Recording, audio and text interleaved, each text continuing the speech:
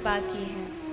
और जैसा कि ग्रंथ भी कह रहे हैं कि विप्र धेनु सुर संत हित लीन्हो मनुज अवतार, जिस प्रकार प्रभु राम विप्र धेनु सुर संत हित, वैसे ही भगवान श्री कृष्ण भी ब्राह्मण, धेनु यानी गाय और संत भक्तों के हित के लिए ही इस पृथ्वी पर अवतार लिए।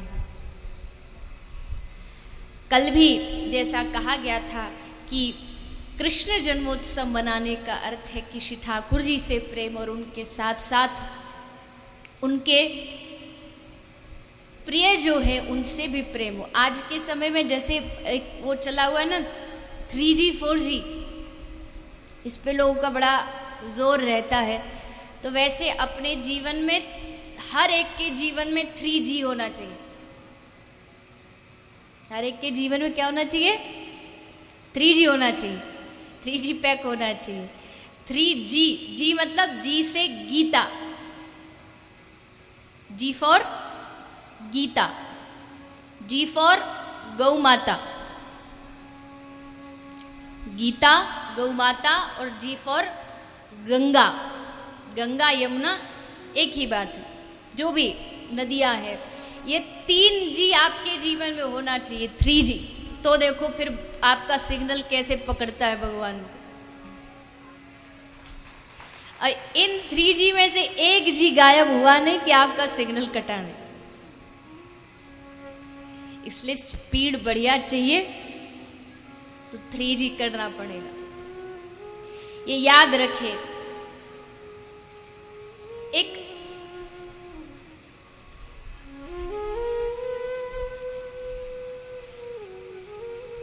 आप विचार करिए, भारत जो है ये विश्व में 134 नंबर पे आता है, इसकी व्यवस्था, अर्थव्यवस्था आदि इत्यादि को सबको लगा करके। अब आप सोचिए, क्या इस भारत में यज्ञ नहीं हो रहा जो ये इतना पीछे है? क्या भारत में पूजा नहीं हो रही? इस देश से ज्यादा पूजा पाठ कौन करता होगा? क्या इस देश में जप नहीं हो रहा? इस देश से ज्यादा जप कौन करता होगा? किंतु एक वृक्ष की जैसे जड़ काट दो, वृक्ष की जड़ काट दो, अब भले आप उसको पानी के अमृत से भी सींचो तो वो सूख जाए।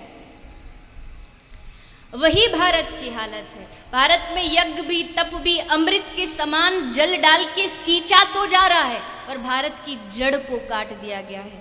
भारत की जड़ आज भी सड़कों पर घूम रही है। भारत की जड़ भगवत गीता आज भी कोर्ट में पड़ी पड़ी धूल चाट रही है। भागवत की जड़, भारत की जड़ गंगा यमुना सारी गंदगी से दूषित हो चुकी है। पूरी दुनिया का कचरा, पूरी दुनिया की मैल गंदगी उसमें आ चुकी है। भारत की जड़ जब कट जाएगी तो इसको कितना भी सत्कर्म करो, वो सत्कर्म लाभ नहीं दिखाएगा।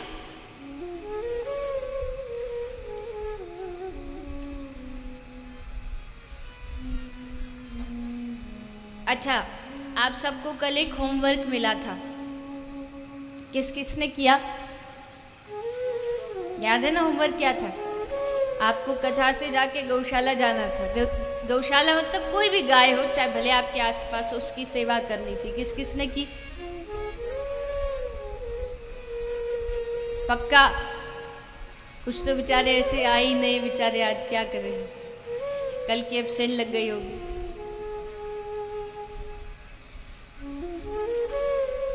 आज भी देर नहीं हुई है। मुख्य नंदोत्सव तो आज है, बाबा ने आज गैया दान की थी, आज भी देर नहीं है। एक गाय ही एक ऐसा प्राणी है जो सबको देता है। आप किसी बकरी को खेत में छोड़ दीजिए, तो बकरी को जब आप खेत में छोड़ोगे तो वो पूरा जड़ तक उसको खा जाएगी, जो भी घास या जो कुछ लगा हो जड़ तक खा जाएगी। और एक गाय को छोड़ दीजिएगा, वो कभी भी उसकी जड़ को नहीं खाएगी, ऊपर ऊपर से खाए। क्योंकि उसको पता है मेरे पीछे भी और बहनें आ रही है मेरी, उनको भी खाना है। जो सबको देती हो। इसीलिए जैन धर्म में इसको गौचरी बोला जाता है। गौचरी यानी थोड़ा थोड़ा थोड़ा सबके घर से अलग अलग मांग कर के खाना, इसलिए उनके भोजन को गौचरी बोला जाता है। वो गौ से ही संबंधित है। मैं आपसे प्रार्थना करूं, कोई अपना उत्सव मनाता है, दूसरे धर्म वाले कोई ताजिया करता है, हम जन्माष्टमी मनाते हैं, जितना खर्चा करते, गणेश चतुर्थी आती है, खूब बड़े बड़े बंगले बनाते हैं, सड़कों पर बड़े बड़े शिविर लगते हैं, दुर्गा जी आती है, नवरात्र में खूब पैसा खर्च होता है, चुनाव आता है, इतना पैसा चुनाव के प्रचार में खर्च कर दिया जाता है। अगर इन सब त्योहारों में, आध्यात्मिक त्योहारों में से भी अगर कुछ अंश बचा करके आप किसी गौ माता की सेवा में लगा देते हैं तो आपका लोक भी सुधरेगा और आपका परलोक भी सुधरेगा।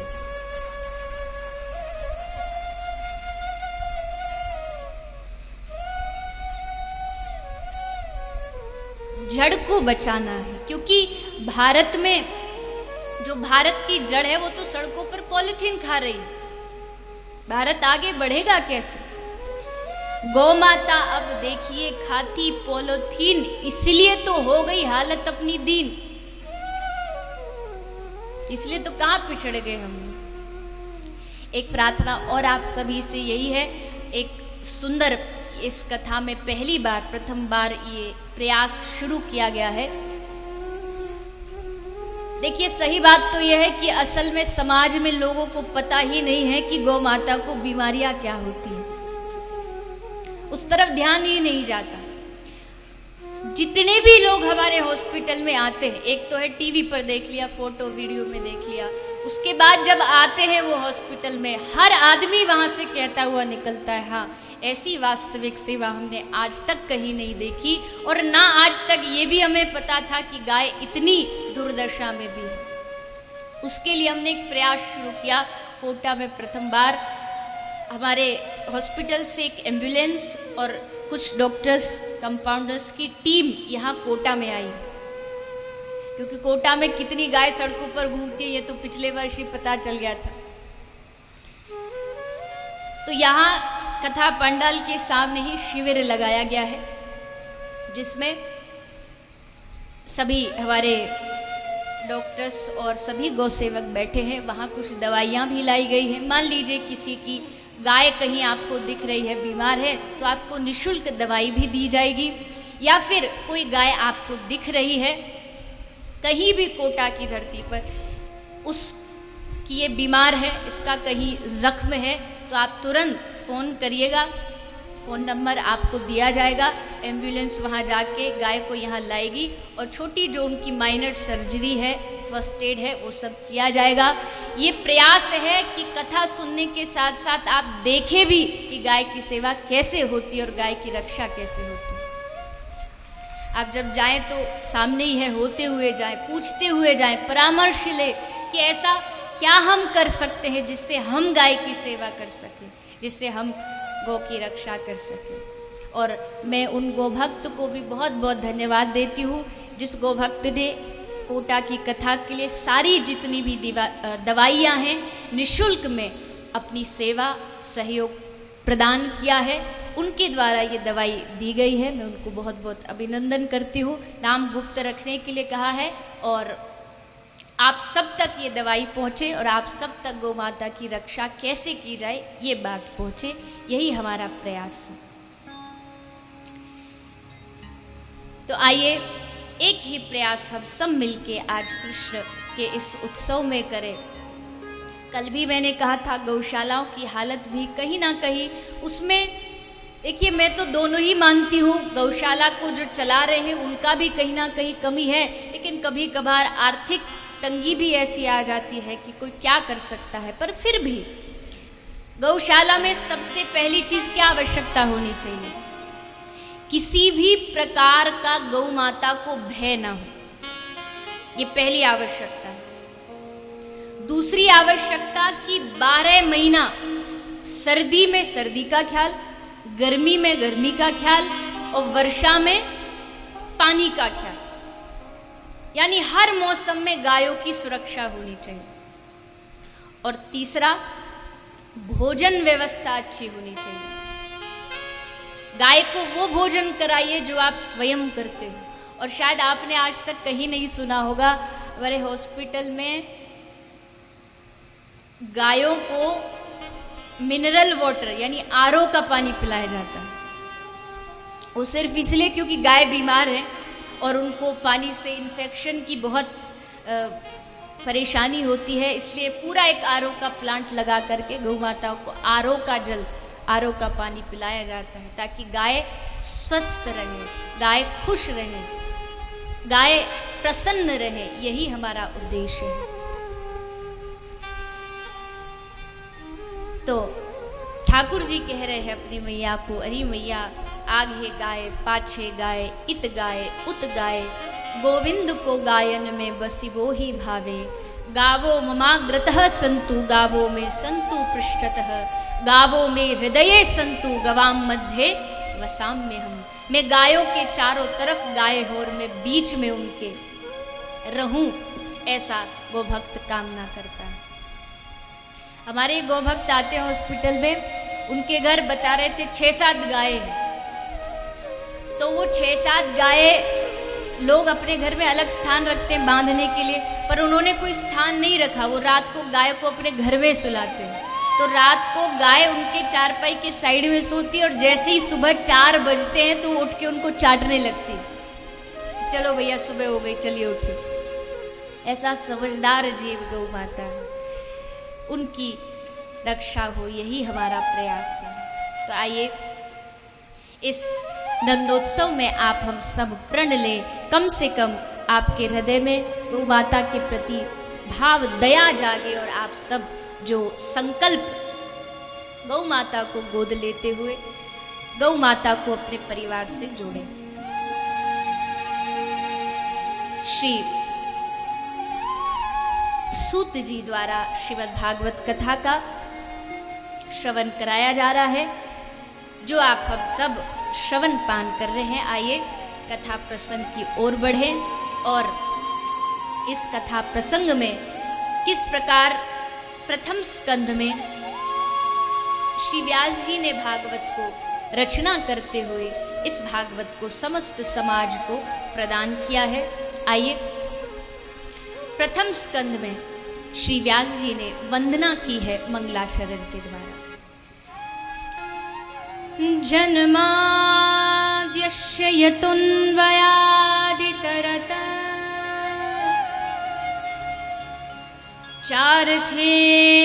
चार्थेष्वभिज्ञस्वरा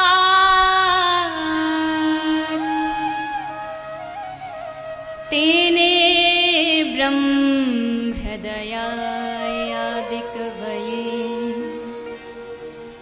मोहयन्ति यत्सूरया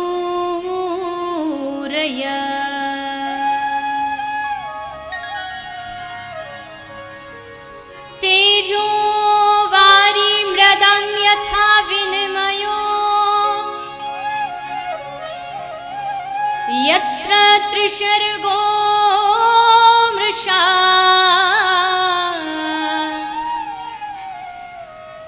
धाम्ना स्वेन सदा निरस्तकुहकम् सत्यं परं धीमहि।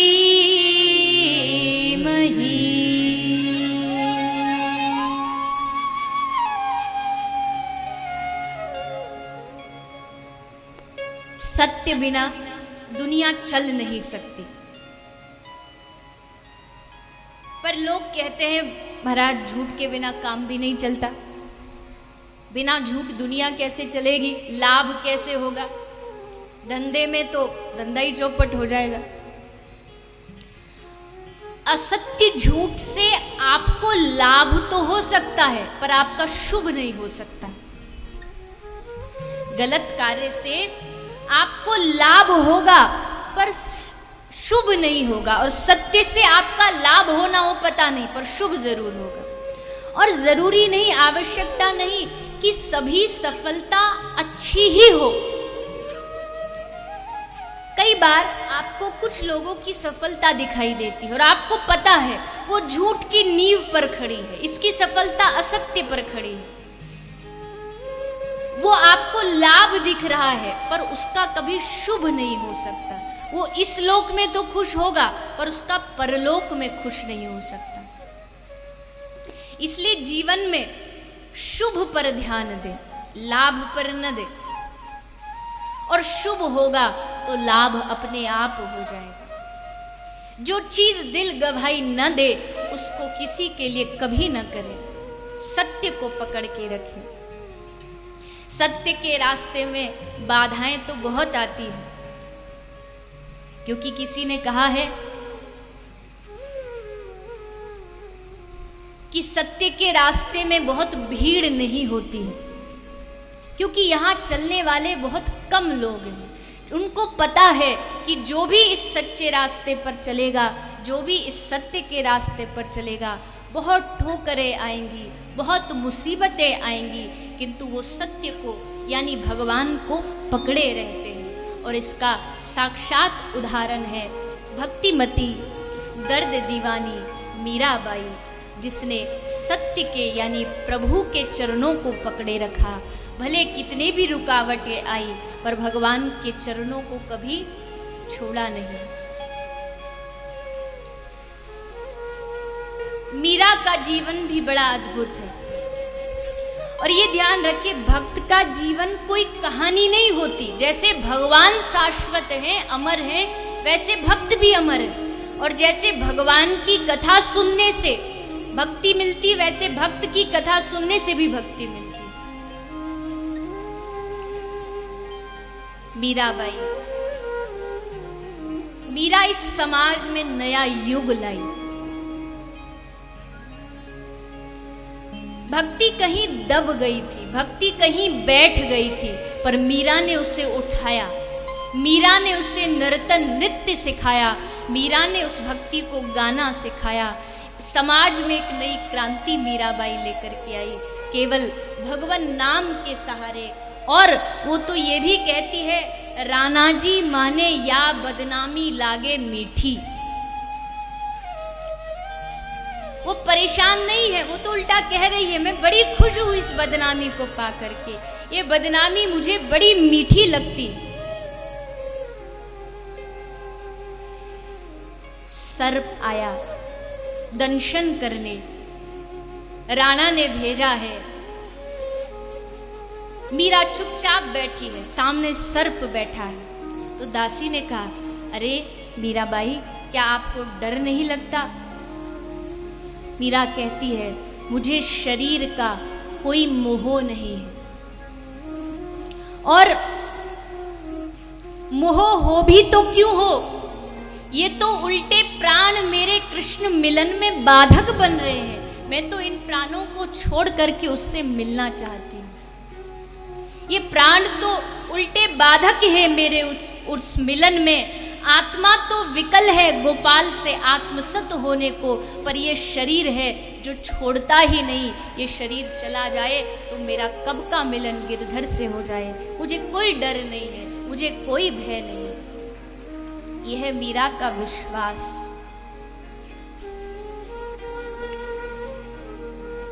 विष भेज दिया गया, विष को पी गई। ललिता दौड़ी दौड़ी आई, अरे अरे जीजी, ये आपने क्या कर लिया? अभी अभी चलो, वमन कर दो, इसको वमन करके बाहर निकाल दो। पर मीरा एकदम शांत बैठी। उसने उस विष को कृष्ण का चरणामृत समझ के हृदय से लगाया है, मस्तक से लगाया है, और फिर उस चरणामृत को पान किया है। भला वमन कैसे कर दे? शांत बैठी है, कोई भी। और फिर क्या कहती है?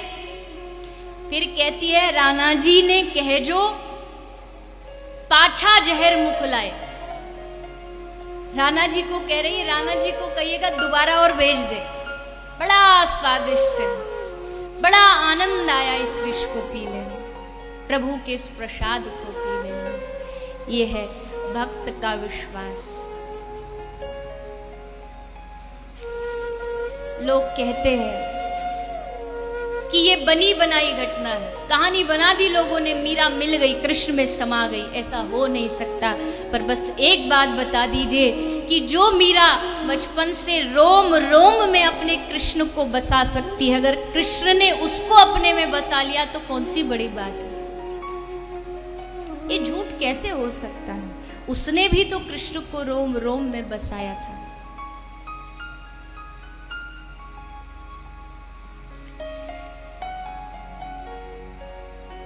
विरह में मीरा दिन रात तपते रहती थी। विरह की जो आग लगी तन में, हो जाए गिरी यमुना जल में। कहती है क्या, विरह की आग इतनी तप गई कि मेरा शरीर जलने लगा और मैं जाकर के यमुना जी में उस जलन को बुझाने के लिए पहुंच गई। विरह की जो आग लगी तन में, हो जाए गिरी यमुना जल में। यमुना जल सबरो सूख गयो, मैं जाए गिरी पृथ्वी तल में। यमुना जल सूख गया, मैं जाए गिरी पृथ्वी तल में। वहां रेत फटी पाताल गई, तहां शेष जर्यो धरती तल में। विरह की ये आँच तब ही मिले, जब आए के शाम लगे गल में। ये विरह अब तब ही मिट सकता है, मीरा की पीरा तब ही मिटेगी जो वैद्य सांवरिया हो। आ ये दुनिया बांट ले, आ ये दुनिया बांट ले, सब कुछ तेरा बस तू मेरा। आज इस दुनिया का बंटवारा हो जाए। और मीरा हमेशा कहती है कि हे गोविंद, एक मिलन की आकांक्षा इस दासी की है। एक बार आपका मिलन कहीं मुझे हो जाए। 5 साल की आयु से जिस भक्तिमती मीरा को कृष्ण मिलन का विरह लगा, वो दिन रात बढ़ता गया, बढ़ता गया, बढ़ता गया। मोहब्बत ना सही मुकदमा ही कर दे। ए गिरधर, मोहब्बत ना सही तू मुकदमा ही कर दे, कम से कम तारीख दर तारीख मुलाकात तो होगी। कम से कम तुम्हें देख तो पाएंगे, कम से कम तुम्हें अनुभव तो कर पाएंगे।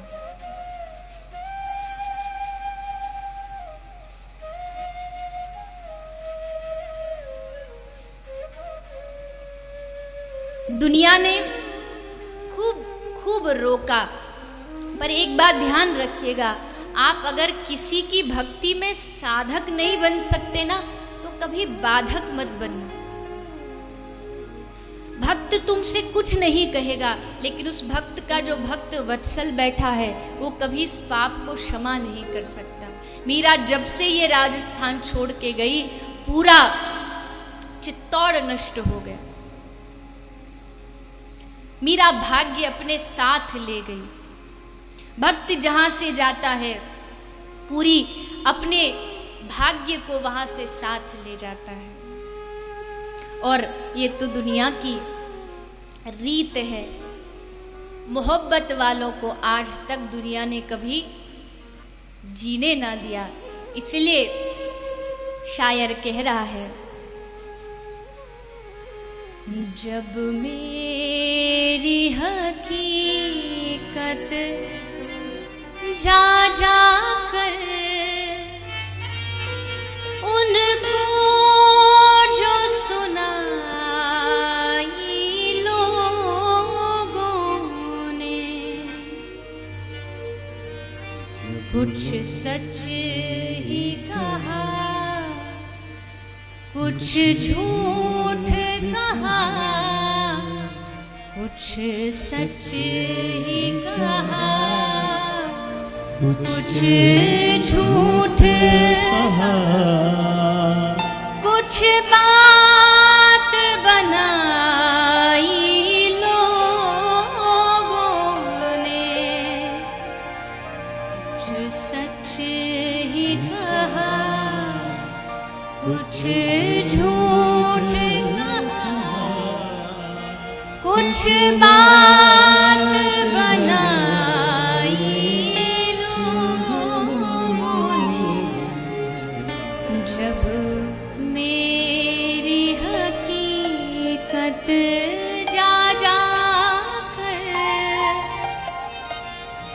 ढाई है हमेशा जुल्म सितम, दुनिया ने मोहब्बत वालों पर।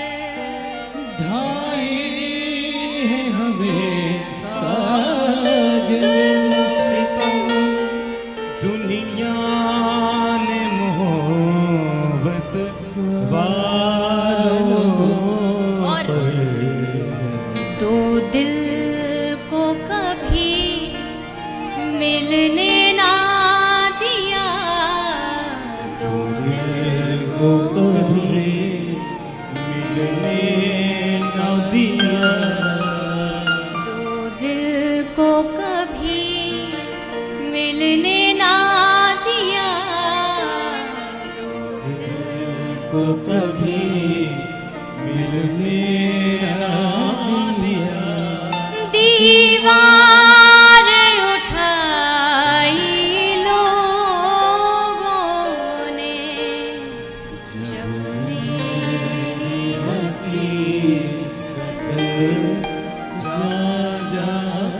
ये हर भक्त की सच्चाई, और जो भक्त होगा वो इस बात से भली भांति परिचित है। दो दिल को कभी मिलने ना दिया, दीवार उठाई लोग, सब बाधक बन जाते। आंखों से ना आंसू पोंछ सके, होठों पे हसीना देखी गई। आबाद जो देखा घर मेरा, तो आग लगाई लोगों ने। प्रेम का रास्ता बड़ा कठिन है, प्रेम का रास्ता हर कोई पार कर नहीं सकता। वो तो जिस पर प्रभु कृपा हो वही इस रास्ते को पार कर सकता है। जिसने भगवान के नाम को पकड़ रखा हो, फिर भले कितनी भी दीवार उठा दी जाए, उसको वो दुख नहीं लगेगा, क्योंकि उसको मालूम है सबसे बड़ा दुख तो है हरि को भूल जाना, उसके आगे तो सब दुख छोटे। राम ना विसार बंदे, राम ना विसार, हरि को भूलना ही सबसे बड़ा दुख है, अन्यथा दुनिया के सब दुख उसके सामने छोटे। हरि को भूल गया तो सब नष्ट हो गया। मान लीजिए क्या सत्य है, 23 घंटे 55 मिनट, 23 घंटे 55 मिनट जो आपका ख्याल रखता है, कम से कम 5 मिनट आपको उसका ख्याल तो रखना चाहिए। उसी को भूल गए, उसका भजन भूल गए। किसी ने कहा 100 काम छोड़ करके भजन करो। हाँ, हम 100 काम छोड़ के भजन तो नहीं करते, 100 काम छोड़ के भोजन जरूर कर लेते हैं। कुछ तो ऐसे होते हैं उनको कथा में भी इमरतियां दिखाई देती है, और कुछ ऐसे होते हैं जिनको पूरे 3 घंटे यही मन में चलता रहता, आज अंत में प्रसाद क्या मिलेगा। एक श्रोता आया, बोला लोग कहते उस वक्ता की कथा अच्छी, उस वक्ता, अरे ज्ञान तो टीवी पर भी मिल सकता, पर कथा उसी वक्ता की अच्छी जिसकी कथा में प्रसाद बढ़िया मिलता। ये बात भी सही है। भोजन, कुछ लोग होते ना भोजन भट्ट, उनको कुछ मिले ना मिले भोजन ही चाहिए। एक कोई बालक, कोई स्टूडेंट था, तो वो अपने विद्यालय गया, तो लंच का समय हुआ तो अपना लंच खोल के बैठ गया। तो मैया ने बढ़िया बढ़िया वस्तुएं सब खाने के लिए बना के भेजी थी। तो टीचर साहब सामने बैठे थे, वो आज अपना भोजन लाए नहीं थे। बालक को कहा, अरे बेटा तू वहां क्यों बैठा, आजा मेरे पास आ, यहाँ बैठ के कर ले, यहाँ बैठ के खा ले अच्छी तरह से। अब टीचर साहब को पता था यहाँ खाएगा तो हमारी भी थोड़ी कुछ चांस मिल जाएगा।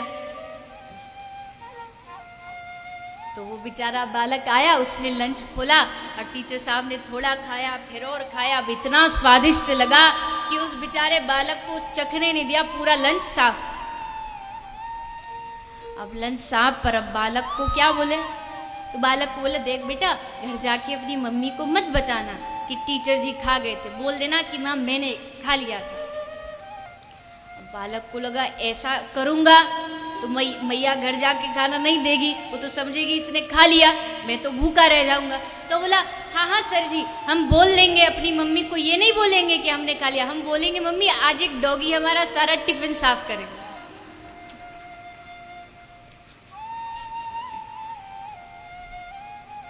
बड़े भोजन भट्ट होते हैं, 100 काम छोड़ करके भजन करें। कुछ हो जाए राम ना विसार वंदे, राम ना विसार, भगवान को कभी हृदय से वो जाए ना। और सबसे बड़ी बात हृदय में ये भी ना सोचें कि भगवान हम पर हमारी इच्छाओं को पूरी करें तभी हम उनका भजन करें। भजन का मतलब है हे प्रभु जिस प्रकार तुम रखोगे, जो पहिरावे सो ही पहरूं, बेचे तो बिक जाऊं, जहाँ बिठाओगे वहाँ बैठूं, जो पहनाओगे जो खिलाओगे वही पहनूं वही खाऊं, यही भक्त का भाव है। हर जन्म जन्म बस आपका साथ मिलता रहे, आपकी कृपा मिलती रहे, एकमात्र यही हमारी इच्छा है।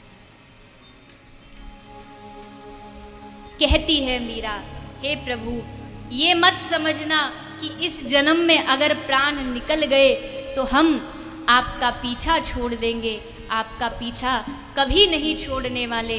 हर जन्म हर युग में कोई ना कोई रूप धारण करके मैं आऊंगी और आपके दर्शन की इच्छा लेकर के फिर इसी जन्म जैसे भटकते भटकते तेरा नाम गाते गाते तुझे पुकारूंगी। जन्म जन्म प्रभु तुम्ही को पाऊं,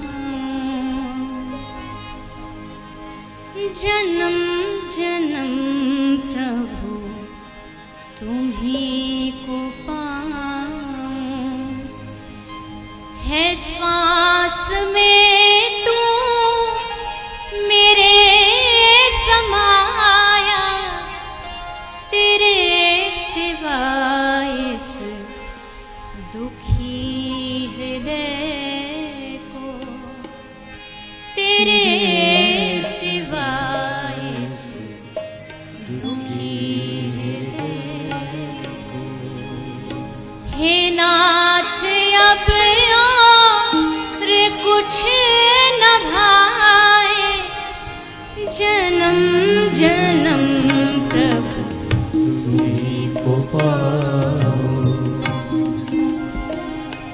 प्रभु तुम्ही को पाऊं, है श्वास में तू मेरे समाया, तेरे सिवाय इस दुखी हृदय, तेरे सिवाय इस दुखी हृदय, हे नाथ अब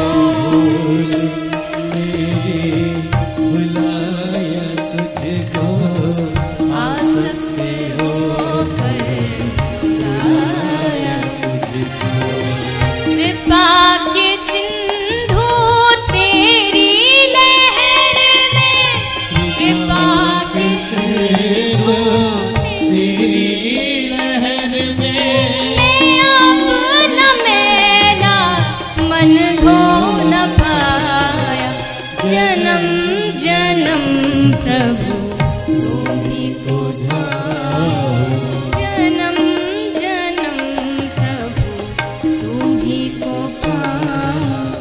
है श्वास में तू मेरे समाया, तेरे सिवाय से दुखी हृदय को, तेरे सिवाय से दुखी हृदय को।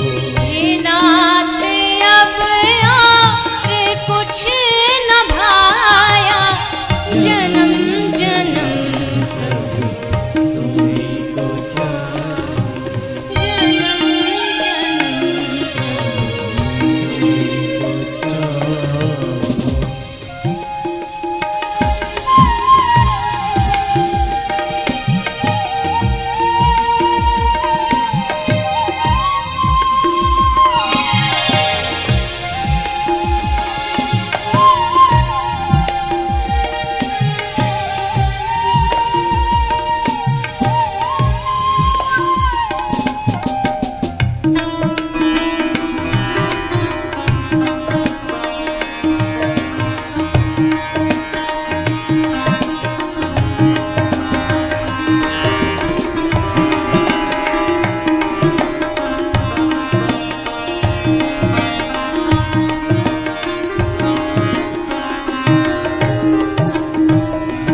कभी टटोला जो मैंने खुद को, विषय विकारों में ग्रस्त पाया। टटोला जो मैंने तुझको, विषय विकारों में ग्रस्त पाया। कभी टटोला जो मैंने खुद को, विषय विकारों में ग्रस्त पाया। टटोला जो मैंने मुझको, विषय विकारों में ग्रस्त पाया। हाँ मेरा तुमसे जो गहरा नाता, उसे प्रभु में निभाना पाया। मेरा तुमसे ये गहरा नाता, उसे उसे प्रभु में निभाना पाया। बिछड़ के तुमसे ओ मेरे भगवन, बिछड़ के तुमसे ओ मेरे भगवन, मैं आज तक भी संभल न पाया। जन्म जन्म प्रभु तुम्हीं को पाऊं, जन्म जन्म प्रभु तुम्हीं को पाया। है श्वास में तू मेरे समाया, तेरे सिवाय से दुखी हृदय को, तेरे सिवाय से दुखी हृदय को। हे नाथ अब तक मैं भूल न पाया। जन्म जन्म प्रभु तुम्हीं को पाऊं, जन्म जन्म प्रभु तुम्हीं को पाऊं, जन्म जन्म प्रभु तुम्हीं को पाऊं।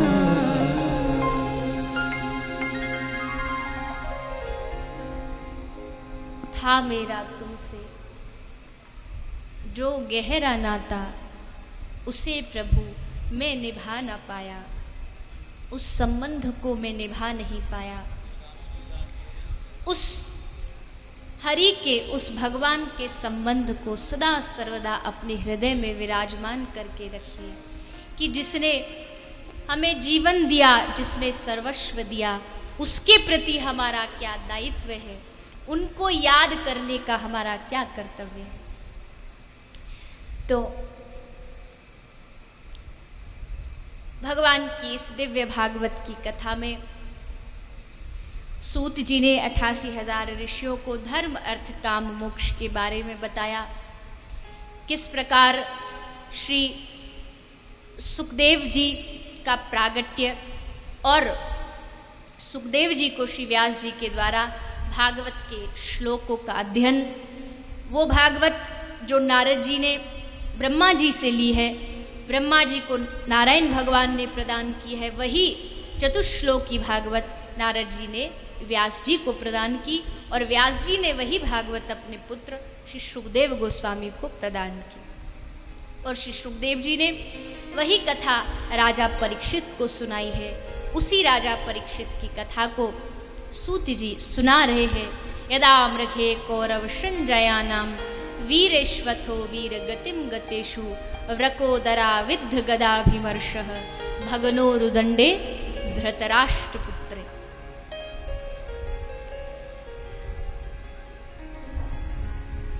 महाभारत की कथा में सब प्रथम भगवान के इन दिव्य भक्तों की, पांडवों की कथा को श्रवण कराया। किस प्रकार भगवान ने पांडवों की रक्षा करते हुए सब पर कृपा की, किस प्रकार भगवान ने द्रौपदी पर, उत्तरा पर और अपनी बुआ कुंती पर कृपा की। ये महाभारत की 3 मुख्य महान स्त्रियां हैं, कुंती, सुभद्रा, कुंती, उत्तरा और द्रौपदी। द्रौपदी की कथा से आप सभी भली भांति परिचित हैं। देवी उत्तरा के गर्भ की भगवान ने रक्षा की और बुआ कुंती ने किस प्रकार भगवान से दुख मांगा है, उस दुख पर भी प्रभु बुआ कुंती की इच्छा को पूर्ण करते हैं। वैसे भी महाभारत शरणागति की कथा है और इसमें भगवान की बहुत महान स्त्रियां भक्त हुई। विदुरानी, द्रौपदी, जिसने सब कुछ भगवान के चरणों में न्यौछावर कर दिया। त्रेता में भी पाप हुआ था। त्रेता में रावण मैया जानकी का हरण करके लाया, लेकिन उस त्रेता युग में उस रावण ने अपनी अदब नहीं छोड़ी। लाया था पर कभी सीता को स्पर्श नहीं किया। हाँ, हाथ जोड़ता रहा, हाथ जोड़ करके प्रार्थना करता रहा कि मेरी तरफ एक बार देखो, किंतु द्वापर तब कलंकित हो गया जब भरी सभा में एक स्त्री को अपमानित किया गया हो। और जिस समाज ने एक स्त्री का अपमान किया, वो समाज हमेशा नष्ट होता ही होता। इसलिए मेरी प्रार्थना है आप सभी से, कई बार जैसे कथा में भी कभी कभी विनोद के लिए, आनंद के लिए हम थोड़ा स्त्रियों के लिए मजाक कर देते, तो उसको कभी गंभीरता से मत लीजिएगा। ये तो आप थोड़ा हंस जाएं, इसीलिए पूरी कथा को गंभीरता से लेना, पर उस प्रसंग को कभी मत लेना, क्योंकि मैया वो कर सकती हैं, माताओं ने वो किया है जो आज तक पूरे विश्व में कोई नहीं कर पाया। नारी का सम्मान जिस देश, जिस समाज में नहीं हो सकता, वो समाज कभी तरक्की नहीं कर सकता। एक मैया से किसी ने पूछा, आप वर्किंग वुमेन हो या फिर हाउसवाइफ हो, काम करती हो या? तो उस मैया ने कहा, मैं वर्किंग वुमन, मैं काम पर जाती हूँ, काम करती हूँ, जॉब करती हूँ। अच्छा, क्या जॉब करती हो? बोले सुबह में अलार्म क्लॉक बनती हूँ। सबसे पहले घर में कौन उठता है? बच्चों को टिफिन बनाना है, बच्चों को स्कूल भेजना है, पतिदेव को ऑफिस भेजना है, लंच तैयार करना है, ब्रेकफास्ट तैयार करना है। सुबह में अलार्म क्लॉक बनती हूँ, घर की पूरे जगाने का काम करती हूँ, घर की सर्वेंट भी मैं हूँ, घर में वेटर का काम भी मैं करती हूँ,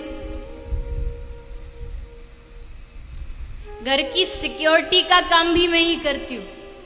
पूरी घर की सुरक्षा कौन करेगा? घर में कुक का काम कौन करता है? अब भाइयों, अब बताइए, थोड़ा बहुत बोलिए, तब तो बड़ी तालियां बजाते हो। घर में कुक का काम कौन करता है? बच्चों की सुरक्षा, बच्चों का सब काम सुबह से लेके शाम तक काम करती हूँ, फिर भी जब श्रीमान जी घर आते ना, आके कुछ बोल दे, श्रीमती जी बोल दे थक गई, तो क्या बोलेंगे?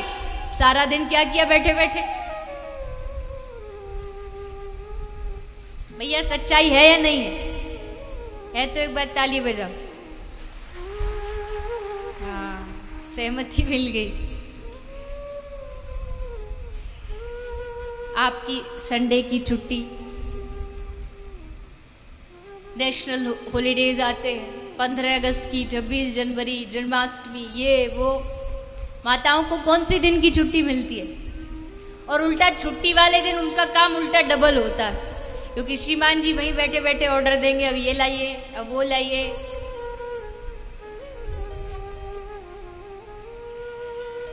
मकान को घर बनाने का काम एक महिला कर सकती है, एक पत्नी कर सकती है, एक मां कर सकती है। इसलिए कभी भी अपने आप को, अपने समाज को स्त्रियों का अपमान मत करने देना। स्त्रियों का अपमान होगा, स्त्रियों का जन्म लेने से पूर्व ही उन कन्याओं को अगर मार दिया जाएगा तो इस समाज का भविष्य बहुत खतरे में है। एक वृद्धाश्रम में अपने पिता माँ बाप को छोड़ करके एक बेटा वापस जा रहा था, तभी पिता ने पीछे से आवाज लगाई, अरे बेटा जरा रुको। रुका। पिता ने कहा, बेटा कभी अपने मन पर बोझ मत रखना कि मैंने गलत किया। तूने गलत नहीं किया, तुझे पाने के लिए हमने 2-2 बेटियों की हत्या की थी, तो सजा तो मिलनी ही थी। आज ये उसकी सजा है। मैंने कहीं पढ़ा था और ये बात बिल्कुल सत्य है, अगर शादी के विवाह के बाद माँ बाप को रखने की जिम्मेदारी अगर बेटियों की होती तो इस देश में एक भी वृद्धाश्रम नहीं होता।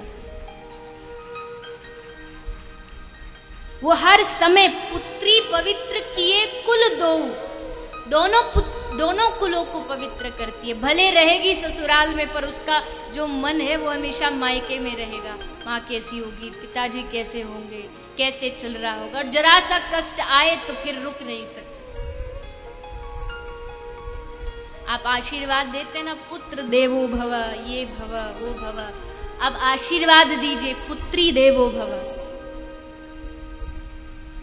तुम्हारे घर लक्ष्मी का, कन्या का प्रागट्य हो, देवी का प्रागट्य हो, जो तुम्हारे समाज को, तुम्हारे संस्कारों को आगे बढ़ाएगी।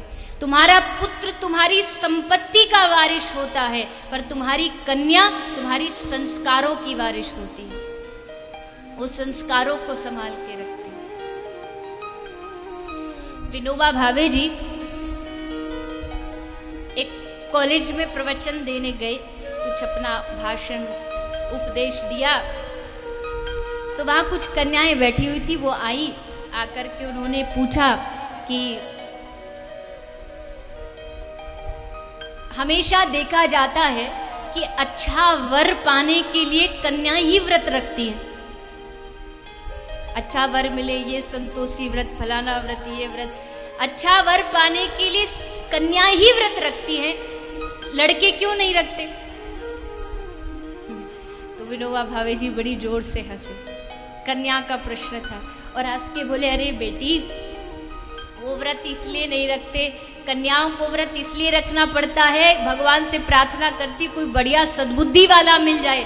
लड़कों को इसलिए नहीं रखना पड़ता क्योंकि उनको पता है कन्या जो भी मिलेगी वो समझदार ही मिलेगी, अच्छी संस्कार वाली ही मिलेगी। लड़कियों को खतरा रहता है, पता नहीं।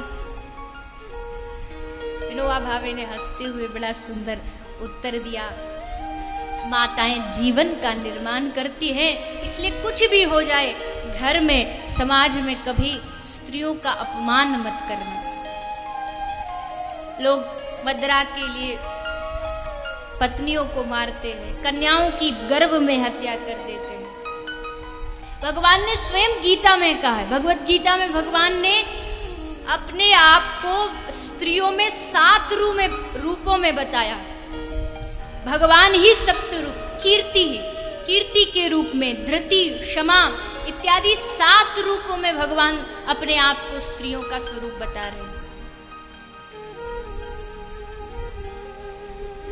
आज द्रौपदी का अपमान किया गया, भरी सभा में द्रौपदी की साड़ी को खींचा गया, किंतु वो स्त्री कहीं ना जाकर के सीधा गोविंद की शरण में जाती है और जाकर के प्रभु से प्रार्थना करती है, प्रभु आप रक्षा कीजिए, क्योंकि दुनिया में जब कोई मदद नहीं कर सकता तो वो बैठा है प्रतीक्षा में कि तुम उसको पुकारो, तुम उसको बुलाओ, तो वो दौड़ा दौड़ा आए और तुम्हारी रक्षा करे।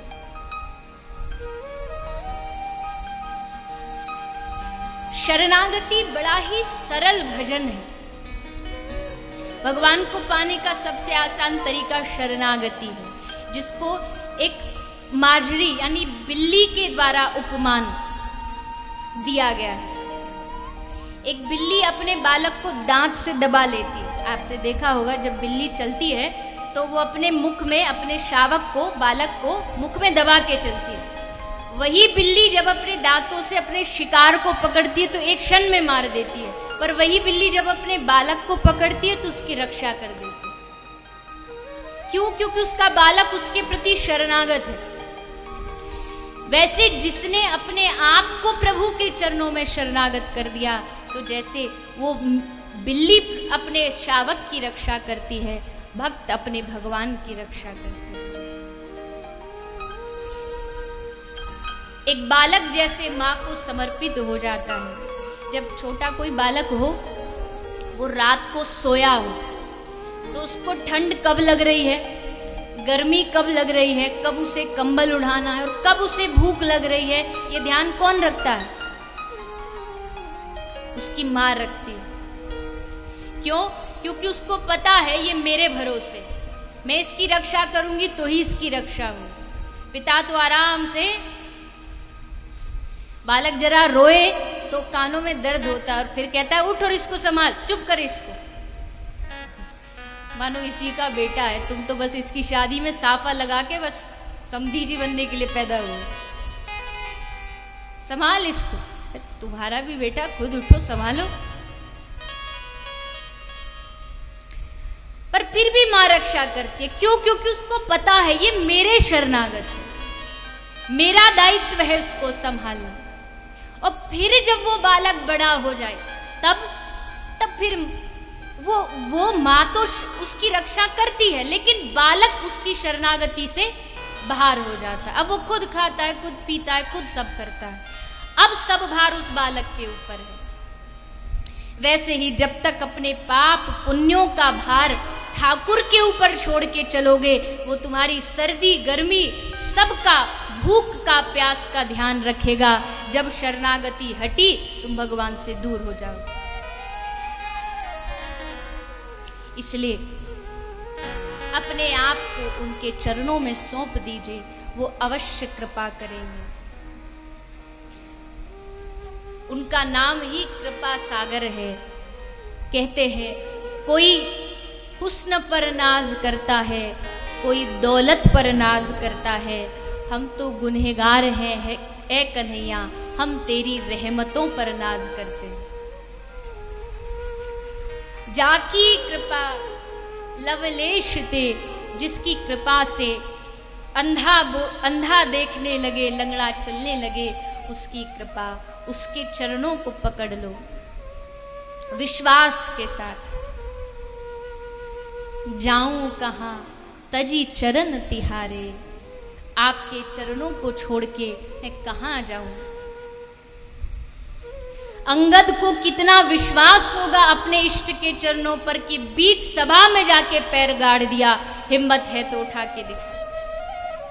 हाँ, उसमें थोड़ा अभिमान भी था, बात सत्य है, लेकिन अपने इष्ट के चरणों पर विश्वास भी तो था।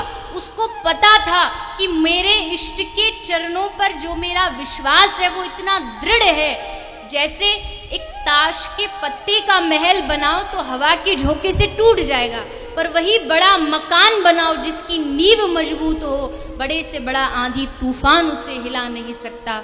उस प्रकार जिसने कृष्ण चरण की नींव को पकड़ रखा है, बड़े से बड़ा दुख उसको हिला नहीं सकता। कितनी आंधियां चले, कितने तूफान आए, कभी हिल नहीं सकता। ये विश्वास है। हमारा विश्वास,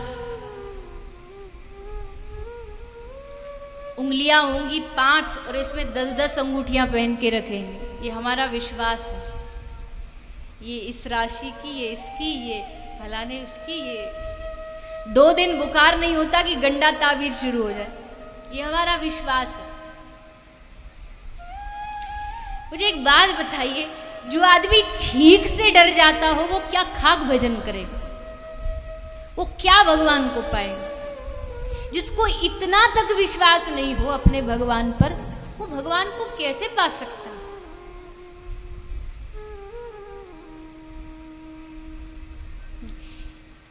हमारे गांव में माताएं कहती है घर में टूटा शीशा नहीं रखना चाहिए, घर में ये टूटी चीज नहीं रखनी चाहिए। मैं आपसे एक बात कहूं, शीशा टूट जाए कोई बात नहीं, चारपाई टूट जाए कोई बात नहीं, पर तुम्हारा विश्वास कभी नहीं टूटना चाहिए। वो टूट गया तब खत्म।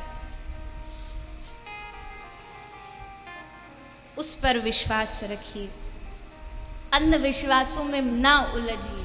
मैं तो हमेशा अपनी कथाओं में यही प्रयास करती हूँ कि लोग इन सब अंधी चीजों से दूर हो जाएं। नई गाड़ी लाएंगे और उसमें है करोड़ों की गाड़ी, और उसमें लाते ही शीशा पर वो नमक, नींबू और मिर्ची लटका देते। और वो गाड़ियों वालों ने अब साथ साथ में सब्जी भी बेचनी शुरू कर दी। आप क्या सोचते हैं हमारी गाड़ी को नजर ना लगे? एक काम करना, आपकी गाड़ी को कभी नजर नहीं लगेगी। जब आप उसको दुकान से अपने घर लाएं और रास्ते में कोई गरीब सर पर बोझा लेकर के चलता हुआ आपको दिखाई पड़े ना, उसको कहना भैया आजा, तू मेरी गाड़ी में बैठ जा। उसको गाड़ी में बिठा के उसके लक्ष्य तक पहुंचा देना। जिंदगी में आपकी गाड़ी को नजर नहीं लगेगी।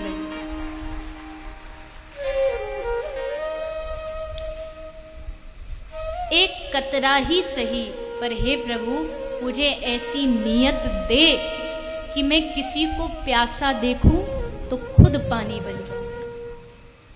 एक कतरा ही सही। इंसानियत को हम जीना सीखें। इंसानियत उन पशुओं से सीखिए। कभी भी देख लेना कोई पशु, एक छोटी सी कन्या अपने घर के आंगन में खड़ी है। घर के आंगन में उसने आम खाया और आम की गुठली को निकाल के आंगन में फेंक दी। अब वहां एक चींटी आई, सुगंध लेके चींटी आई, आकर के उसने सूंघा। लड़की वहां खड़ी खड़ी देख रही, वो चींटी सूंघ करके वापस चली गई। लड़की को बड़ा आश्चर्य हुआ, इसको भोजन मिल गया, सब मिल गया, फिर भी वापस चली गई। वो लड़की थोड़ी देर वहां खड़ी रही। थोड़ी देर बाद उसने देखा कि वो चींटी सबसे आगे आगे चल रही है और उसके पीछे पूरी एक चींटियों की लाइन चली आ रही। उसको पता चल गया यहाँ भोजन है तो सबको दावत पर निमंत्रण दे के आई है। उस लड़की की आंखों से आंसू आया और विचार आया, काश ऐसी इंसानियत मनुष्यों में भी होती तो इस दुनिया में एक भी आदमी रात को भूखा नहीं सोता, कभी भूखा नहीं सोता। जिस आदमी को किसी गरीब को, असहाय को देख के दया ना आए, वो कभी भगवान को नहीं पा सकता, कभी प्राप्त नहीं कर सकता।